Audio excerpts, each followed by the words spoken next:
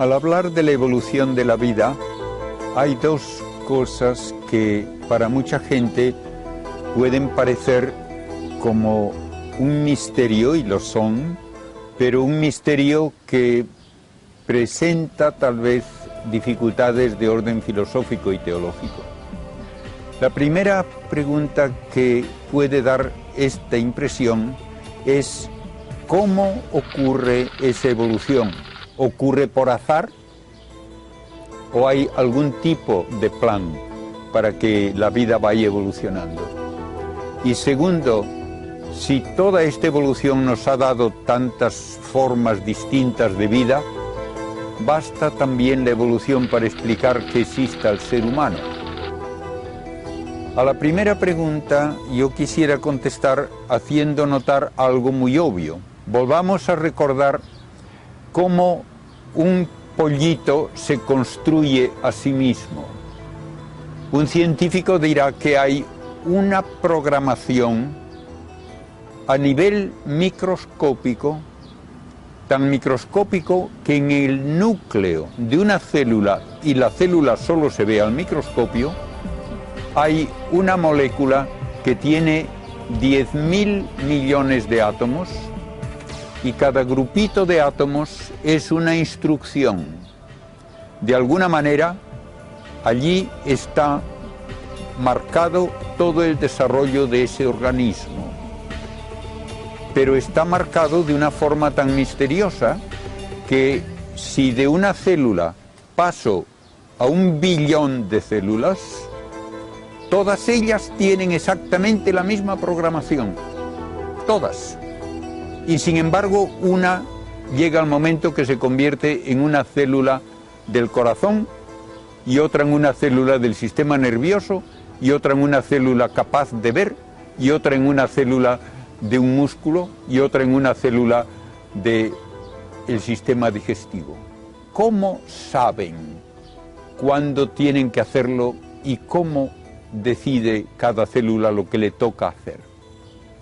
Estamos hablando de algo que es un verdadero misterio, porque lo importante en la vida no es sus componentes, sino cómo están estructurados. ¿Por qué se puede decir que hace falta información ahí? Porque si no, no ocurre nada que tenga sentido. Pensemos en un ordenador, una computadora. Acaba de salir de la fábrica. Tiene todos los miles de millones de transistores en montones de circuitos impresos. ¿Qué puede hacer? Nada. Alguien tiene que escribir un programa, y alguien tiene que poner ese programa utilizando un código diseñado por alguien, y entonces ese programa obliga a las corrientes eléctricas a hacer algo de lo cual el ordenador, la computadora, no tiene absolutamente ni idea, ni se aprovecha de nada para ello, pero que tiene sentido para el que conoce el significado del programa y de los símbolos. Pues bien, ¿quién hace el programa para un ser viviente? ¿Quién pone el programa dentro de cada una de esas células para que se haga el organismo como debe hacerse? Decir que esto ocurre por azar es tan absurdo como decir que un ordenador va a tener el programa porque se lo hace él mismo por azar. Ah, no. El ordenador nunca se hace su programa. ¿Y qué es el azar al fin de todo? Pues no es nada. ¿Puede usted medir azar con un experimento de laboratorio? No. Deme usted 1 kilo de azar. Pues sí. El azar no es nada más que una palabra para disimular ignorancia. Es como cuando el papá le dice al niño, el sol brilla porque sí, porque es brillante. Eso no es una explicación.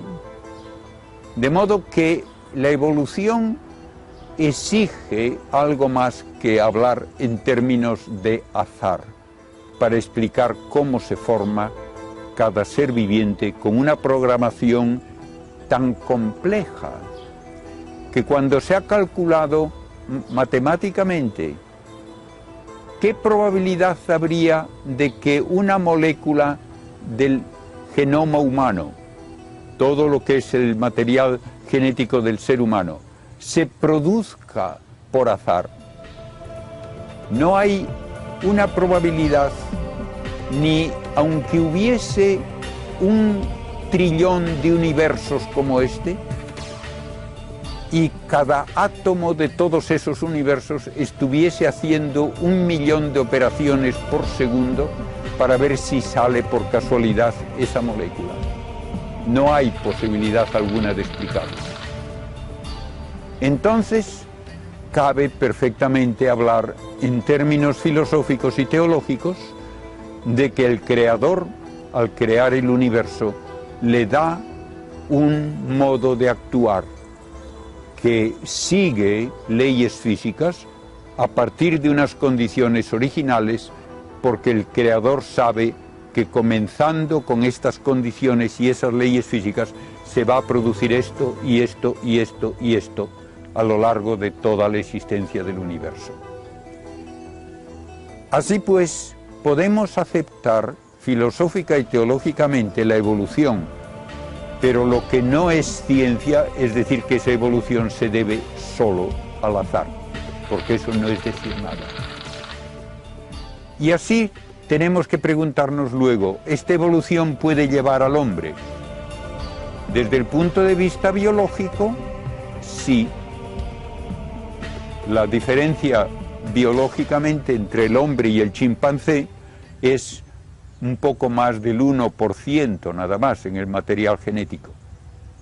Ah, entonces ya se explica que el hombre aparezca por pura evolución. No, porque la evolución solamente puede producir o un nuevo órgano o una nueva manera de actuar fija. Una araña no cambia el estilo de la tela con la moda.